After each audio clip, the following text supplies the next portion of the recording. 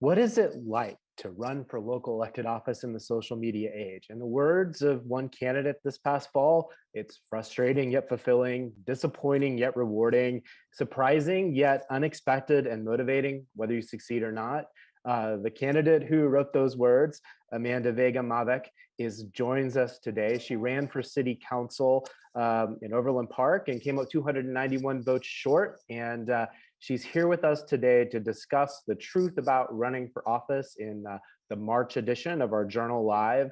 She was part of just a cohort of candidates who sought to break barriers and increase Latino representation in their communities. Janeth Vasquez became the first Latina to win election on the Liberal City Commission, and despite their different outcomes in their races, they both represent something new in the political scene in Kansas, and also have some really interesting perspectives to share about what it's like actually to take the leap and run for office. Janeth can't join us today. She's feeling a little under the weather, so we send her well wishes and hope to connect with her again soon. But Amanda is here. Amanda is a contributing editor to the Journal. She's a columnist, and I asked her, we couldn't write anything during the race, but I really wanted her to dive in deep and tell us what it's like to run for office, because I imagine it's like way harder than those of us who on the outside ever thought. And I think it would just be really helpful as we, I think at the Kansas Leadership Center and the Journal, we want more people to dive in and want to do it. But I also had questions about how well we're really preparing people. So Amanda, I've introduced you as a candidate, as a contributing editor to the Journal, as a columnist, but maybe tell us a little bit about who else you are and about all of these different roles you're balancing, and kind of like, what's the story that kind of before you became a candidate? As you said, my name is Amanda Vega-Mavec. I'm an educator. That's my profession. I've been in education for just over 20 years. And when it comes to education, I've kind of done a little bit of it all. I'm the director of an early childhood education center in Kansas City, Kansas, a Spanish-English dual language early education center here. But I've also done elementary, middle school, and high school before. And I've taught in different types of schools over the years. I've taught in public schools, I've taught in charter schools, and I've taught in parochial schools and Catholic schools to be specific. And so that's what I do as professionally, and I absolutely love what I get to do. I'm also a mom. I have an 8-year-old daughter who is just, as any parent would say, my absolute joy. And I'm a wife. My husband is Ethan. And over the years, the aspect of my professional career too is I've worked in different states. I've worked in Texas, I've worked in Massachusetts, I've worked on the Missouri side, and now I'm on the Kansas side. And everywhere I've always worked, I've been civically engaged. I've done something. I've volunteered. I've helped to teach classes. I've done whatever I could to be involved in the community. And that's just part of the way I was raised by my parents. They were always involved. They were always encouraging my sister and I to be involved. My parents were very much of the school of thought of, you can't complain if you're not going to do something about it. And so I think that's where a lot of it, comes from. And so when I moved to Kansas City and realized my husband is from Olathe, and so that's kind of how I ended up in the Kansas City area. And so when I moved here and realized that this was home, I continued to want to get involved and to do things. And so I did. I've been involved in a couple of different things. I serve on some boards and committees. And then one day, and so, kind of how I got to this conversation today. And then one day somebody approached me and said, would you be interested in doing this? And I said, yes, too quickly than I should have. But I probably should go home and talk to my husband about it. And so, it was something that ever since high school, I'd kind of thought about it. I just love the idea of serving the community. But I hadn't really thought about it in a really long time. And, but then, like I said, somebody asked and I decided to go for it. And so that's how we got to where we are right now.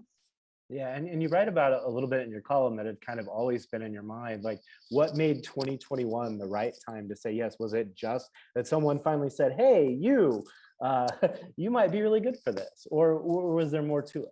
I think it's definitely, I think it was a buildup. When I stopped to think about it, I think it was a buildup of all experiences. And I will mention over and over again that I'm an educator. And I've always worked in community, I've always, with the exception of a couple of years, I've always worked in communities that were mostly Latino. And my identity as a Latina is very important to me. And it is a very big part of who I am and what I do and why I do it. And so over the years, growing up in San Antonio and other places are places where it's not uncommon to see Latinos in elected positions, in elected offices, or in other leadership positions. And that was always important to me because I wanted myself and I wanted my students to see themselves in those positions and to see themselves as capable of achieving those things. And so when I got to Kansas, it was different. There are not a lot of Latinos in positions, in elected positions or in leadership positions yet. And we have a growing Latino population, like many places in the country. And as this became home, more and more as it became home, that was very important to me. It was being involved in the Latino community was very important to me, and wanting to see our representation was very important to me. And it's not because part of it is because the Latino perspective deserves to have a seat at the table. It deserves to have a voice. It deserves to be a part of decision making. But it's also because when you come from a group that is traditionally underrepresented, you are likely to make sure you bring along others with you. You know that experience. And so you are likely to make sure that others are having their voice heard as well. And so, that was a lot of it is, if I can do this for the Latino community, but I can also do this for other communities that maybe aren't there yet. And so just the idea of representation matters. The idea that just knowing that I would do the work to make sure that different perspectives were being heard and were being considered, but also part of the decision-making process was what was really on my mind at that moment when I got that phone call. So you had someone saying you'd be good. You had this like clear purpose in mind when you said yes. Looking back, like how much did you know about what you were saying yes to when you decided to file and begin running and get a campaign manager and schedule all those coffees that were going to be part of your time? Not a lot. As I mentioned in the article, I had made monetary donations here and there to campaigns. My parents had done some campaigning for candidates in Texas, and so I had an idea of what that meant and things like that. I came from a family that was involved in a sense when it came to politics, but also just knowledgeable. We would follow campaigns, I think maybe more so than other families. And like I said, my parents had helped with a couple of campaigns in Texas. But as far as my own experience, I had done some phone banking for a friend who ran for office in Johnson County. And that was it. That was really it. And so he was one of the first phone calls I made, and I said, what does this mean? And I'm very thankful to him for giving me very honest information. And part of what he told me, and then this would be a reoccurring theme as I went through the campaign, was not even so much the work that would go into the campaign, but the work that happens if you're elected. And I think that is, I think we have this idea of what it means to be a city council person or what it means to be this or that position that, but there's a lot of work that goes into it. So I was thankful for that, because that was part of my decision-making process too, was, okay, if this happens, if I'm elected, how is that going to play in? Like, it's not just, okay, you got elected and done. The work is over. There's a lot of work that comes after that. But he was very honest with me. And then and that was the thing, is I reached out to a lot of people, and I was thankful that people told me, reach out to people, call this person, call that person. Have you talked to this person? And really listen to what they're telling you about what it's going to be like. And so I think all told, I probably talked to about 2 or 3 people who were already in elected office, who gave me very good, honest advice about how much the work would be for the campaign, that, you would be fundraising, you would be knocking on doors, you would be holding information sessions or talking sessions, or you would be doing, emails and social media and all of these other things. And And they would always say, make sure that that's really what you want to do, that you're ready for it. And then I also talked to a couple of people, Melanie Arroyo, who did win her race in Lenexa, and who was the first Latina to serve in Lenexa. She was another person that I talked to, and her and I had, she was able to give me a lot of really great advice, as well as we kind of went into it together. And then Janeth was another person that we talked to, and then Diosaline in Kansas, who was running for Kansas City, Kansas school board. We would have a lot of conversations amongst ourselves and via email or text messaging and things like that, just to really be there for each other. And Blanca Soto también, I forgot her. But, just conversations and questions with each other about what's happening, what are you thinking, what are your experiences, and sometimes just to vent with one another too about those experiences. So there was a lot of research that I did before saying yes, and thankfully a lot of those people were still available to me throughout the campaign as I had questions or concerns or different experiences that I needed to ask about. And one of the things that you say in your column is that, even though you met a lot of people and connected with lots of different types of people throughout this, there was some sort of special connection with other Latinas who were running for office. Can you tell me a little bit more about that and why that was so meaningful, and what did that provide for you as you were running that was different from what you could get elsewhere? I think, and again, it goes back to the idea that we are, the Latino population in Kansas is already significant, and it's growing every day. But there are not a lot of us in elected office or in positions of leadership. And so for all of us, there was I'm trying to think, I think for all of us, we would have been the first in that particular position, or among the first in those particular positions. And so there was, pressure that came along with that. There was excitement, I think, that came along with that, a sense of responsibility that came along with that. But it wasn't all negative in a sense. There was, like I said, there was a lot of excitement. There was a lot of possibility in it. And so we would talk to each other, and we would support each other, and we would have honest conversations with each other. And Letty, we shared a lot of experiences with each other, which helped to realize, okay, we're not in this alone. And just to be very honest, some of us experienced flat out racism in the process. And so that, to know that we had each other to go back, to go back to and have those conversations with, was really important. The other thing too was, it was important for me to say this in the article too, is this is my experience. This is nobody else's experiences, even though we had similar experiences or similarities, or I had similarities with other candidates, non-Latino candidates. This is my experience. This was what happened to me. But we would see some of those similarities. We would see some of those shared experiences. And I was able to, we would be able to say to each other, we don't have what some of the other candidates have. We don't. Our experiences as a woman of color, and that is different from the experience that a white person may have, or a white male will have, and so forth. And so to have somebody that had, again, each unique experiences, but who had some similarity to what we were going through, it was important. It was important for us to have that. And one of the things you mentioned in your column is that in your experience, and it wasn't the same for everyone's experience that you were connected with, but in terms of comments, they were less focused on race and ethnicity for you than they were about gender.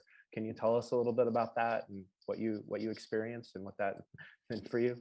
I would get both sides of it. There were times where I would be canvassing. And I remember this one woman in particular. She was working out in her yard as I walked up and trying to get her attention without scaring her. And, I introduced myself and told her who I was and what I was doing. And she looked at me, she says, "I don't need to know anything else. You're a woman. I'm voting for you because that's all there is to it. We just need more women. You're in. You got my vote." And I was like, okay, well, that was easy. And so there were definitely experiences like that. If I had been elected, oh my goodness, I'm going to forget some of the numbers now, because Melissa Cheatham She was elected to Overland Park City Council, but if it had been me, her, and I believe one other person, we would have doubled the number of women to ever serve on the Overland Park City Council. And that didn't happen. And so it's still this small little percentage of people on the Overland Park City Council. So there was that experience of people who were very supportive and wanted to see that change. But yes, I would get comments that were well, again, you can't do this, you're a woman,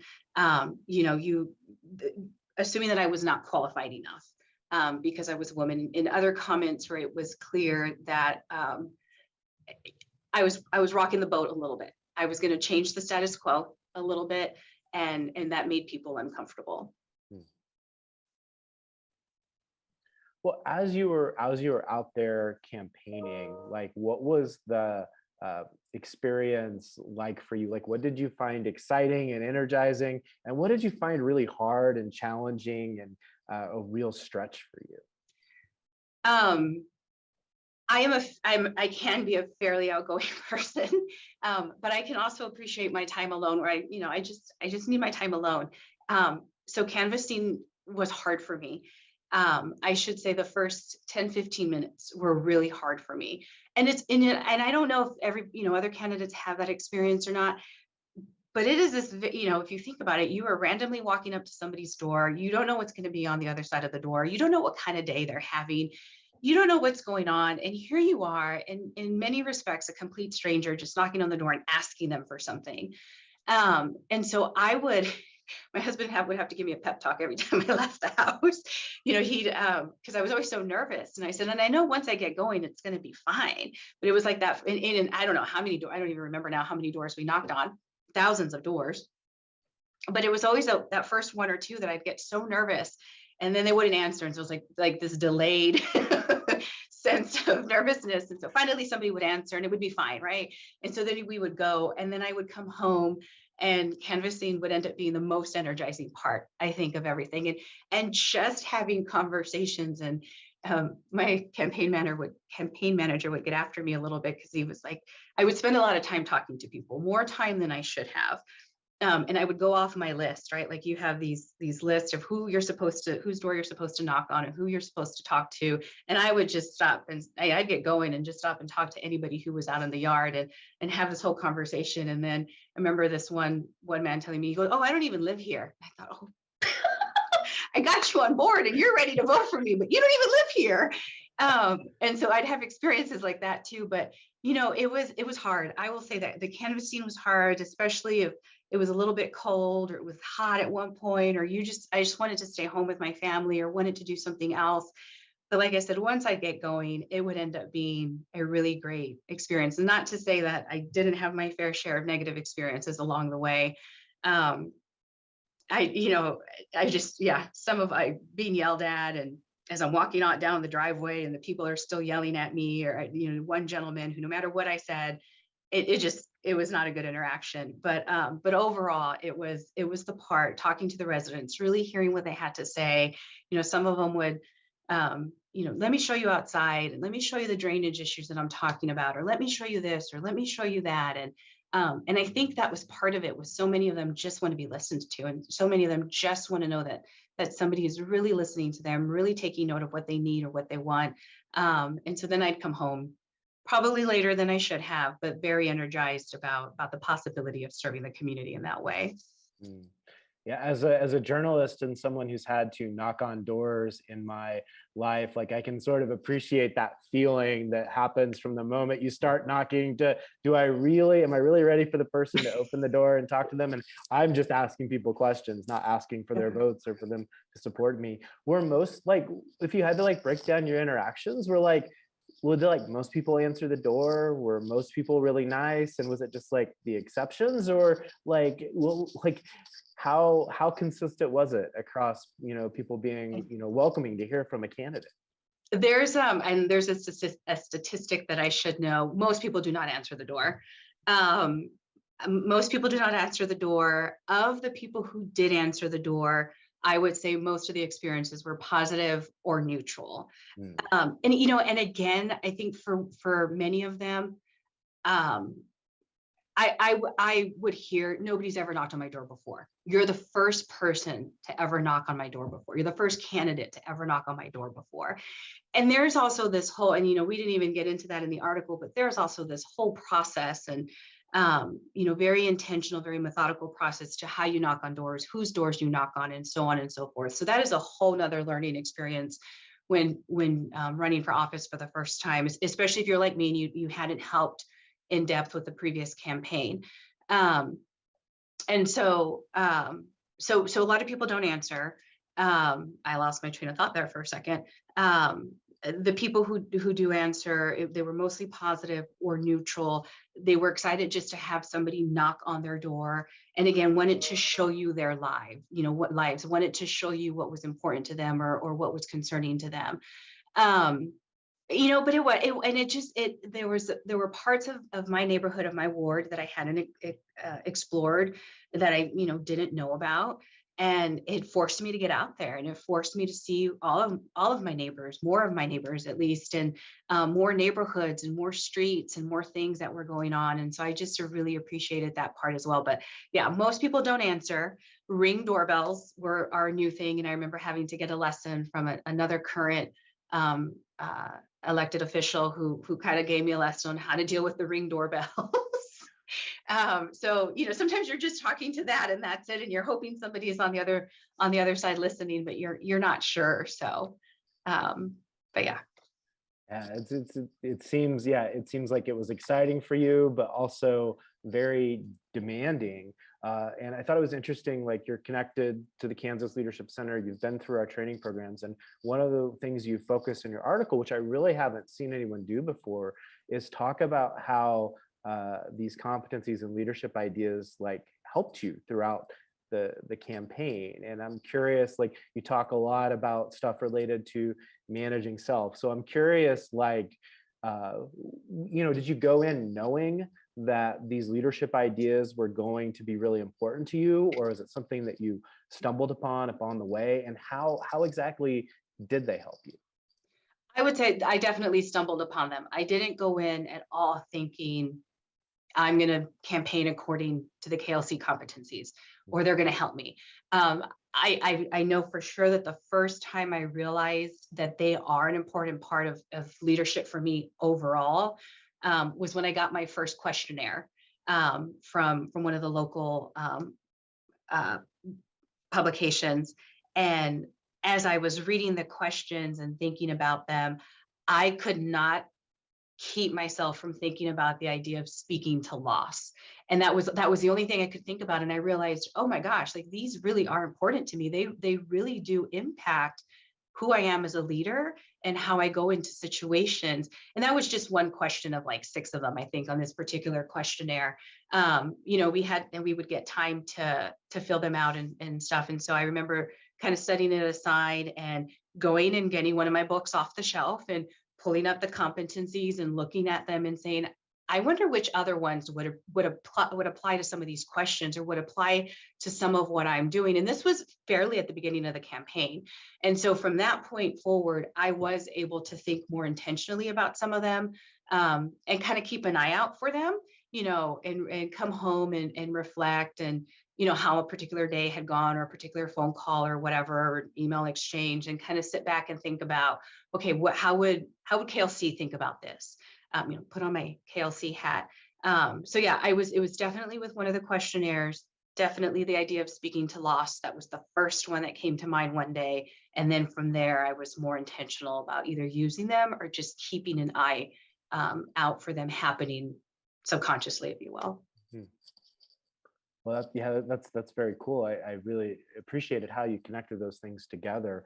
What in particular about managed self do you think made that so relevant? You mentioned a couple of things in the article relating to know your strengths, vulnerabilities, and triggers, knowing the stories others tell about you, getting used to uncertainty and conflict, experimenting beyond your comfort zone, taking care of yourself, choose among competing values. And that's like almost every subpoint that's listed on this. I have this card with the curriculum on it. And so it seemed like managing self was really crucial to like sustaining you through this campaign. What can you tell us about that? And I will say it goes back to before I even officially filed. And I mentioned this at the very end of the article too. I was having coffee with Melanie Arroyo, who again was elected in Lenexa, and she's a mental health professional. And I hope she doesn't mind me telling this story. And we're sitting there, and this was the first time her and I had ever met. I didn't really know who she was before. I don't think she knew who I was, but we had, mutual friends and acquaintances, and she had already decided to run. And then here was I saying that I wanted to run. And so our mutual people put us together. And so here we are having coffee. And as a mental health professional, Melanie, promotes therapy, seeing a counselor, mental health services every chance she gets, right? And I think especially the last 3 years of the pandemic, we know how important those services are for people. And so she mentioned it to me. She says, you should start seeing a therapist. And that was the one thing that stuck out. I don't even remember why she said why. So that was that. And so then I think within a day or two after that, somebody else who I'm very close to, who again who'd seen me through the last 3 years or whatever, 2 years at this point of the pandemic. See, I think it's only 2 years, but I think it's 3 years. It's been so long. And the same thing said, if you're going to do this, maybe you should do this. Like, you are wearing thin on a lot of days already, but I know you're going to do this. And I know there's no, because that was the other thing in talking to a lot of people, was this was the time to do it. Not waiting 4 years, or not waiting, to the next cycle, or waiting for another position to be available. That was the other sort of, slight sense of immediacy of, if you're going to do this, this is the right time to do it in the middle of a pandemic. And so, this person, was very honest with me and said, you are already wearing thin on a lot of days.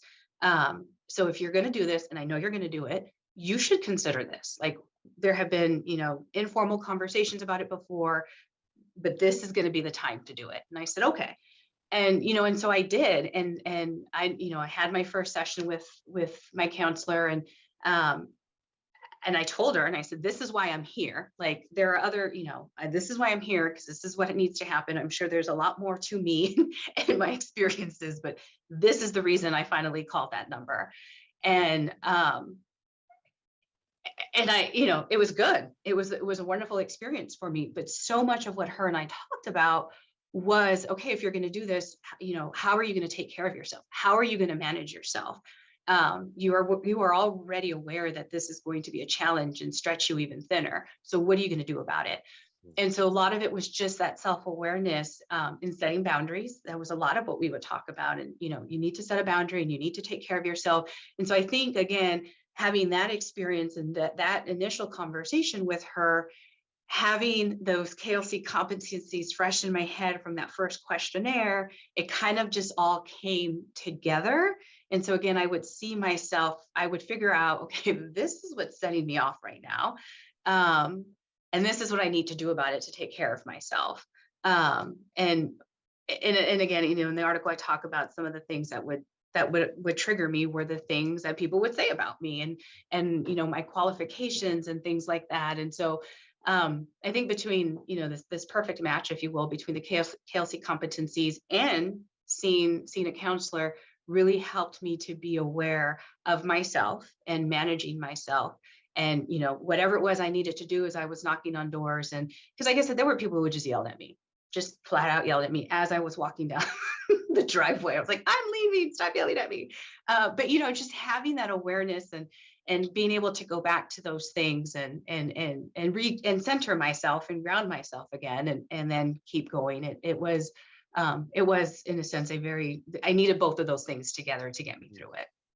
Well, I think that's really amazing. Like, we've, taught people at KLC, take care of yourself as an idea, and we've had to grow and change over time to try and figure out what that means. And what's cool about what your intervention was, you found a really tangible way to take care of yourself. And I just think that that's like worth uplifting. I want to come back to talk about some of these stories that were told about you that were challenging, but I understand from Sam Smith, our director of communications, that we might have some questions coming up in social media. So I wanted to give Sam a chance to interject and tell us what people are talking about and what questions are coming up that we might want to address in our conversation.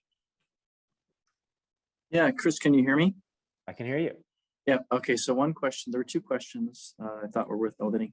Looking back on your campaign efforts, what might you do differently if you run for office again? That's number one. And number two is, what were the issues that motivated you to run? What would I do differently? I'm going to answer the issues first because that one is that one's just a little bit easier for me to answer. You know, a lot of it was diversity. A lot of it was, you know, and this when I this is the story I would tell on the campaign trail. So I am not from Johnson County, and so when I first moved to the Kansas City area, I actually lived on the Missouri side in another neighborhood, and you know, I was very much aware of what people said about Johnson County and the lack of diversity, and you know, just some of those negative connotations or stereotypes about Johnson County. And so when my husband and I were looking for a place to live, I was like, I don't know if I want to live there. And so, but it's where we compromised. Like I said, he's from Olathe, and you know, that's where we landed in Overland Park, and it has been the most amazing place to live and to raise our daughter. And it was kind of like the joke was on me, because when I look at my immediate neighborhood, and we are like in the immediate houses surrounding my neighborhood, we are an incredibly diverse community. And I love my neighborhood. I love my neighbors. I love Overland Park. I love the diversity. And that is not what I see on the Overland Park City Council or just in Johnson County, Johnson County elected officials in general. And so, and I, you know, and that is not to say that Overland Park and other places are not doing what they can to change that, because they are. You know, to every city, I can't speak to other cities, but you know, I can speak to Overland Park. They had forward OP. They very much want to do something about it, and I wanted to be a part of that. And again, when I got that phone call and had conversations with people about the timing and, you know, should you do it now or should you wait, or so on and so forth, it just felt like the time was right. But that was a huge part of it for me, was the idea that I could be a part of this change, a change that the city said that they were ready for and that they wanted, you know, to be able to work towards. So that was for me very much one of the issues.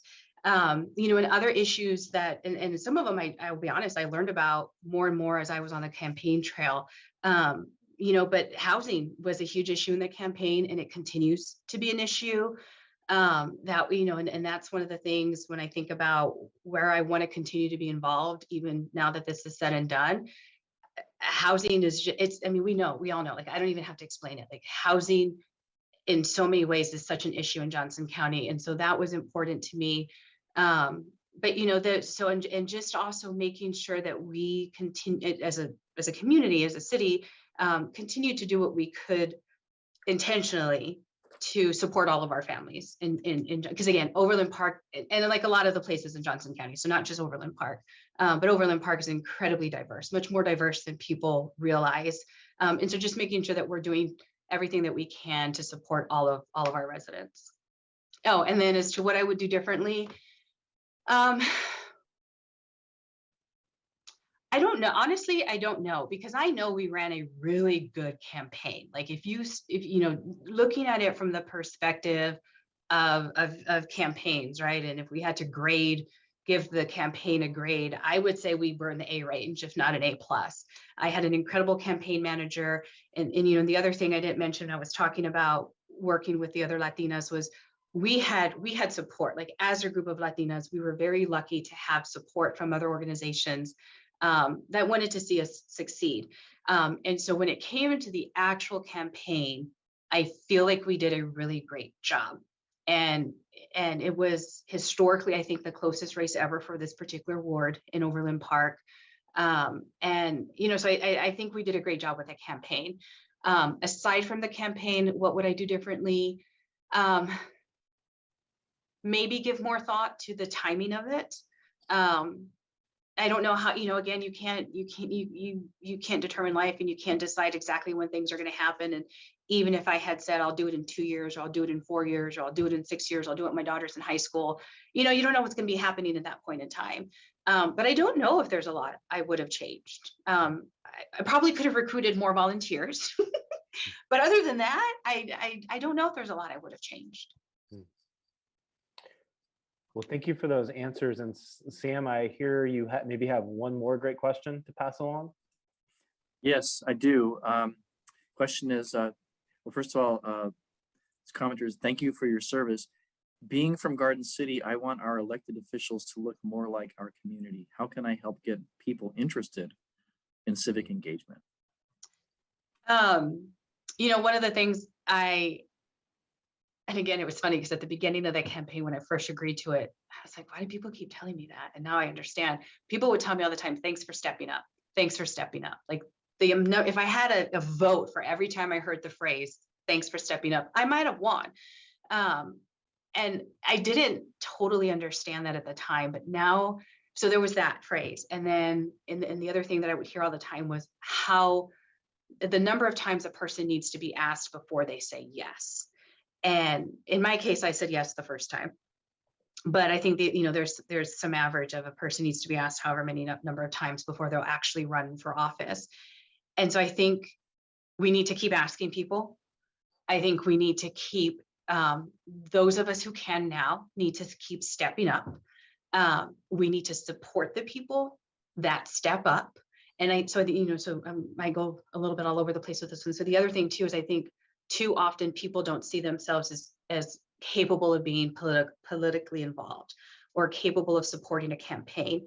And so I think there's, you know, part of it is supporting those who step up, more of us stepping up. And even if that's to go knock on doors for somebody, if that's to go put out yard signs for somebody, if that's to go, you know, invite your friends to a talk from the candidate or something like that, but just doing what we can to support the ones that are there. And I think having, like, even if you don't think you can do it, you probably can, and you shouldn't rule yourself out. And so allowing yourself to ask those questions, allowing yourself to consider it, allowing yourself to explore it, I think will get more and more of us out there. But too often we don't see ourselves as, you know, even when I would be calling, asking for donations, which was also really hard. You know, $5 is something. Like, not everybody has to be the $100, $200, $500, you know, or whatever. Donate. You don't have to be the person to donate that amount of money. Even $5 counts. And so I think everything we can do to build up our community to see themselves as capable will get more and more of us out there. But and it's interesting, you know, to talk about like the experience of putting yourself out there as someone who's trying to be a voice that reflects something different in the community, and some of the trade-offs that come with that. One of the things you address in your column is the stories others tell about you, and you don't really control the stories that others tell when you go out and run for office. What were the stories that you found most challenging to deal with or like take in, and how did you cope with those, or how did you address those? The most difficult one was the idea that I wasn't qualified because I hadn't lived in Johnson County long enough, and I hadn't done enough specifically in Johnson County or specifically in Overland Park long enough. Which, I mean, there's part of my frustration with that, part of the reason that would trigger me was, again, we are an incredibly diverse community, and we're only going to become more and more diverse. And you know, and Overland Park is often named as one of the best places to live. At that point, we had the census data to show just how many more families had moved to Overland Park since the last census. And so there is no doubt that people want to be in Overland Park, Johnson County in general, right? But specifically talking about Overland Park. And so it was kind of frustrating because it was like, oh my gosh, we're going to brag about you because you're here in these last 10 years, but you can't be involved yet. And so it was, you know, it was a little bit, it was just frustrating. It was like, we were excited that you're here and you are proof that Overland Park is a great place to live, and you are proof of how much the city is growing, but you can't run for office yet. You're not qualified. You need to go do more. And I think, you know, the other part of that too was, like I said, wherever I lived, I'd been involved. I'd done something everywhere I lived. And so it was also, you know, it would frustrate me because just because my experience has happened in another city or in another state doesn't mean that I can't carry those experiences and what I learned from them and use them to be a good city council person. I can. I volunteered here, maybe in Boston, but that experience will still be able to inform my work in Overland Park. Or maybe I volunteered on the Missouri side, doing something there on the Missouri side. And that doesn't mean that experience can't help me also be a good city council person in Overland Park. So that was one of the stories that was told about me. That was frustrating. And like I said, it was something that I had to constantly kind of work through is, I'm not from around here. I was in many respects the new kid on the block. And I had a lot to learn. I'm not going to deny that like anybody else, I had a lot to learn, but it would frustrate me that I had all of this I was bringing with me, but because it hadn't happened here, it wasn't seen as valuable as if it had happened here. Yeah. And did you take that at face value, or what do you think is behind that sentiment that you have to do the things specifically there in order to be qualified to, represent that community? I feel like this also kind of goes without saying. There's that side to politics that's not pretty, right? Like, we know that. We see it every day on different stages, the local stage, the national stage, all of that. And so I try to not, so there was this part of me that took it at face value because that's just how it is, right? Like, you're going to find something to say about somebody. If they're not the person that you want, you're going to find fault in them no matter what, no matter how qualified they are. But it also, so I tried not to let it upset me as much as it honestly sometimes did. I tried to be aware of that and let it go. But there was also the part of me that took it to heart, that took it seriously. Because again, going back to the question that the person from Garden City answered, and that's really, if there's this unspoken rule, this unspoken expectation that you need to have X number of years in your city doing something to be considered a viable candidate, then that's something that I'm going to help somebody else. I'm going to make sure I tell somebody else who's running for office. You know what I mean? Like, these are those things that they don't tell you about. You go to the election office and you just have to have an address. But these are those other things that they don't tell you about that really, really do matter to voters. And so, so taking it at face value and trying to let it go as much as possible, but also understanding that there is value in what people were saying, and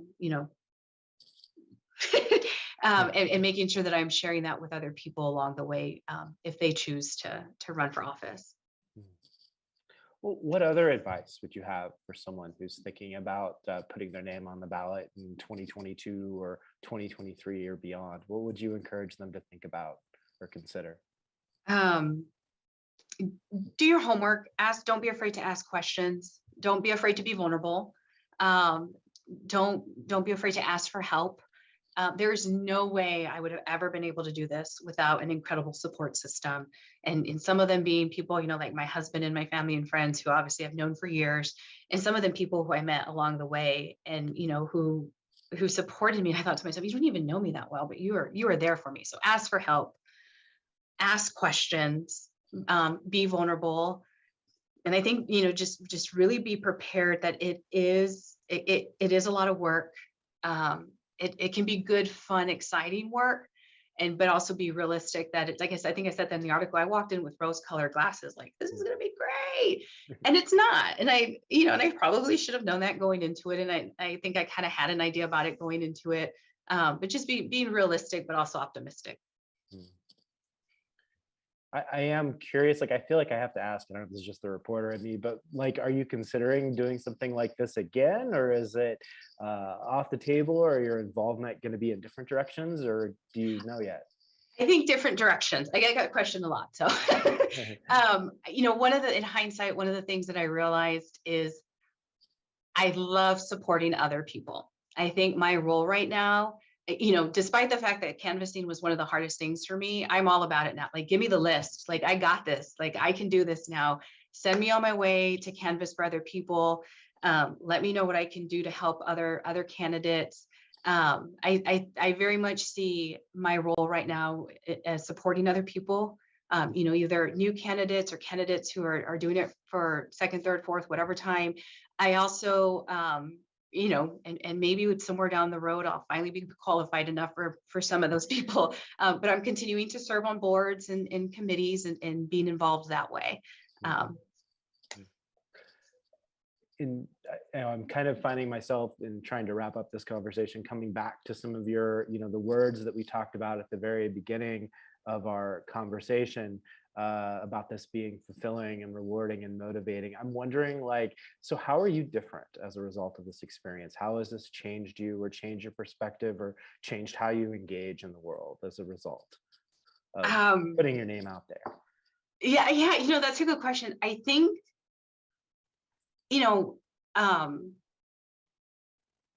I think I'm more likely to just speak up, even though I've always been a person who wasn't necessarily afraid to speak up and ask questions and challenge things. I think I am in a different way. I think I am much more comfortable. And again, this is even, for somebody who like me, like people like me, who people say, oh, you should already feel comfortable doing that.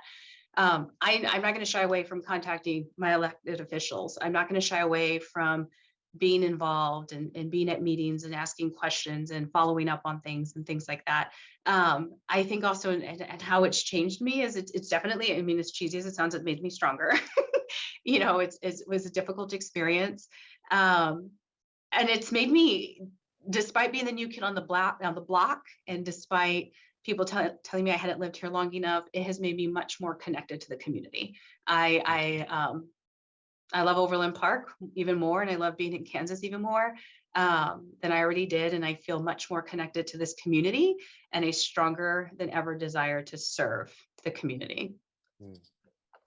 Well, that feels like a really fitting way to end, because I can't think of a stronger value for the Journal or KLC than the willingness to put yourself out there really for the love of your community and for being connected to it. So thank you for being a contributor to the Journal, for being willing to tell your story, for being really to just be really candid about something that I think if you haven't been through it, you probably don't know exactly what it's like. And so hopefully by you sharing your story, it's going to make it easier for other people to know what they're getting into, or even inspire someone else to put themselves out there. So thank you for joining us today, Amanda. It's been a pleasure to talk with you.